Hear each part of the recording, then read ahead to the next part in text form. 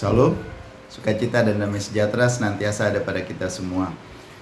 Jumpa lagi kita di dalam Word from Heaven pagi hari ini. Dan saya ingin membacakan kitab Nabi Yehezkel pasal 37 ayat 6.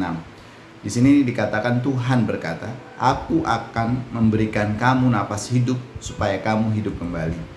Bapak Ibu Saudara yang dikasihi Tuhan, di dalam kehidupan kita sehari-hari, betapa mudahnya fokus kita tertuju kepada hal-hal yang kita butuhkan atau hal yang kita inginkan. Sampai-sampai terkadang kita lupa bahwa hal-hal yang paling sederhana bisa menjadi mujizat-mujizat yang terbesar di dalam hidup kita.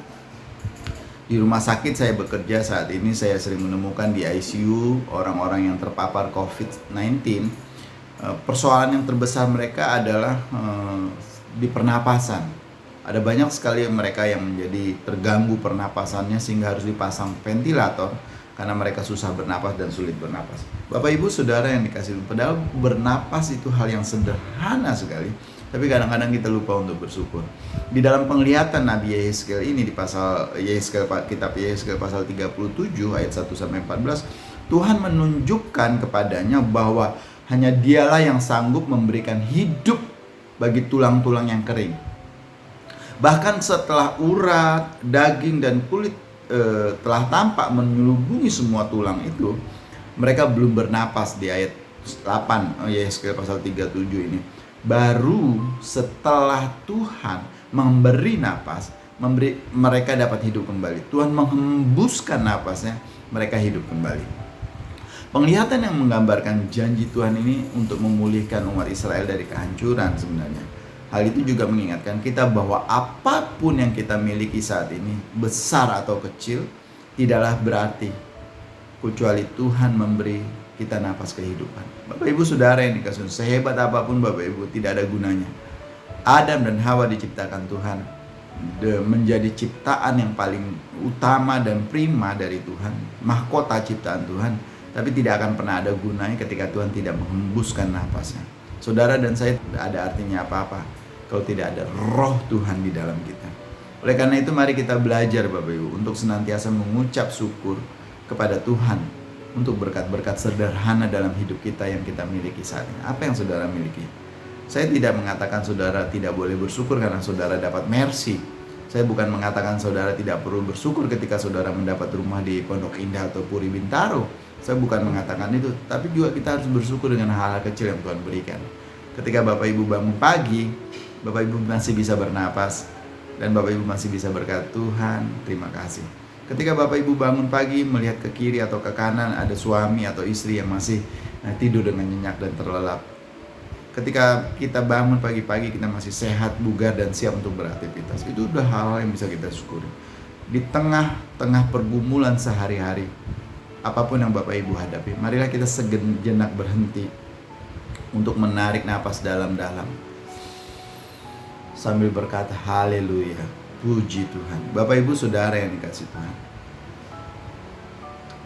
kesibukan apapun yang sedang kau hadapi saat ini, pergumulan, sakit, penyakit, masalah apapun yang membebani engkau, mungkin kepalamu berat sekali, pusing sekali, berhenti sejenak dari semua itu dan tariklah nafas. Daud berkata di dalam Mazmur 150 ayat 6, biarlah segala yang bernapas memuji Tuhan. Bapak Ibu Saudara yang dikasihi Tuhan, bisa bernapas ya, itu suatu hal yang luar biasa. Apa jadinya ketika tidak ada napas Tuhan, ketika tidak ada roh Tuhan di dalam kita? Ini akan menjadi hal yang sulit bagi kita. Oleh karena itu Daud berkata, biarlah segala yang bernapas memuji Tuhan.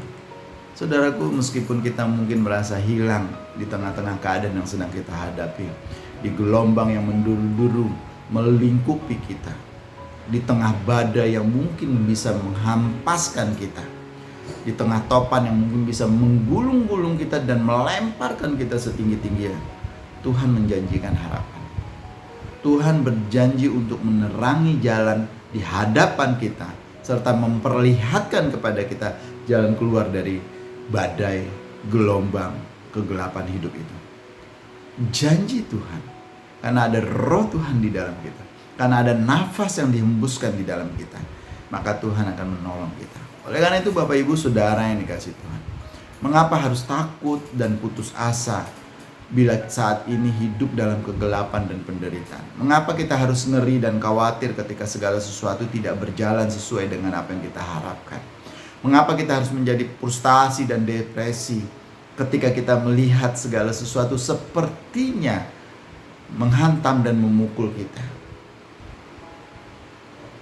Ketika kita masih bisa bernapas, katakan puji Tuhan, haleluya, syukur, terima kasih. Percayalah Bapak Ibu, pasti akan ada datang masanya pertolongan Tuhan. Karena God help always right on the time. Right on time. Tuhan tangannya selalu tersedia untuk menolong kita semua. Oleh karena itu Bapak Ibu Saudara yang dikasih Tuhan, pertolongan sejati kita datangnya dari Tuhan. Perlindungan sejati kita ada di Tuhan. Oleh karena itu mengucap syukurlah dalam segala hal. Saat ini ketika Bapak Ibu ada pergumulan, ketika ada doa-doa yang perlu disampaikan, ketika ada hal-hal yang perlu ingin Bapak Ibu sharingkan, hubungi nomor telepon hamba-hamba Tuhan di GKR Diaspora City Center, siap menolong Bapak Ibu. Mari kita berdoa. Tuhan Yesus, terima kasih untuk anugerah dan kebaikan-Mu. Terima kasih untuk napas kehidupan yang telah Engkau berikan. Terima kasih untuk hati dan pikiran kami yang terus Engkau gerakan untuk selalu memuji dan mengucap syukur di dalam kondisi dan keadaan apapun. Kami bersyukur, berterima kasih untuk kesempatan kali ini di dalam nama Tuhan kami Yesus Kristus. Haleluya. Amin.